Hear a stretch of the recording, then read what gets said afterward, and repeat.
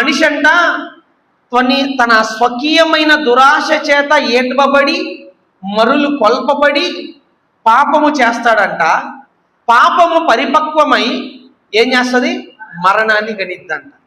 అంటే మనిషికి ఉన్నటువంటి దురాశ ఎలా ఉంటుందంటే, ఈ లోకం వైపు చూసి ఈ లోకానికి ఆకర్షించబడి ఏమవుతాడంటే ఆ లోకములో తప్పిపోతాడు. ఏమవుతాడు? లోకములో తప్పిపోతాడు. నేను మీకు కొన్ని విషయాలు చెప్పే ఉన్నాను. ఏంటి ఆ విషయాలు అంటే, మనుషులు తప్పిపోయేటటువంటి ప్రాంతము ఈ భూమి మీద అనేక ప్రాంతాల్లో ఉంటదన్నమాట. మనుషులు తప్పిపోయేటటువంటి ఒక స్థలము అనేక చోట్ల ఈ యొక్క భూమి మీద పెడతా ఉంటారు, ఏర్పాటు చేస్తూ ఉంటారు. ఏంటి ఆ స్థలము అని అంటే, మీ అందరికీ తెలిసిన స్థలమే. ఏంటి అంటే తిరునాళ్ళ. ఏంటిది? తిరునాళ్ళ అంటే ఏంటి తెలుసా? తిరణాల అంటారు కదా మీరు, దాన్ని పలికేది తిరునాళ్ళ అంటారనమాట. తిరణాల జరిగిద్ది తెలుసుగా. ఇప్పుడు మన భాషలో మాట్లాడదాం. తిరణాలు జరిగిద్దిగా.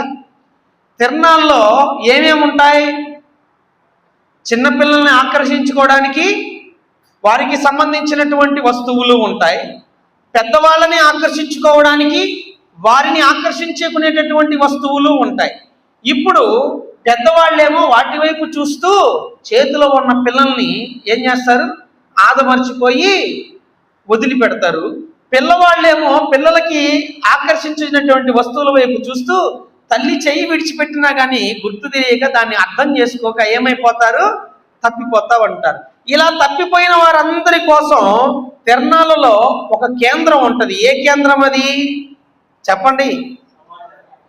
సమాచార కేంద్రం ఉంటుంది, లేదా విచారణ కేంద్రం అని ఉంటుంది. అవునా? ఇప్పుడు ఆ కేంద్రం దగ్గరికి ఏం చేస్తారు? ఎవరైనా తప్పిపోతే ఎక్కడికి తీసుకెళ్తారండి?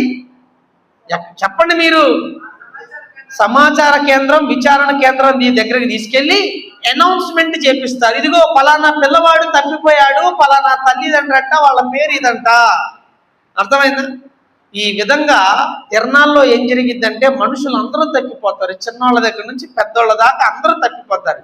ఎందుకంటే ఆ యొక్క తిరణాల్లో ఏముందంటే మనుషులను ఆకర్షించుకునేటటువంటి అక్కడ వస్తువులు ఉన్నాయి. అయితే గమనించండి ప్రియమైన దేవుని బిడ్డలారా, ఈ లోకము కూడా ఒక తిరణాల. దేవునికి స్తోత్రం, హల్లెలూయా. అర్థమవుతుంది నేను చెప్పిన మాటలు?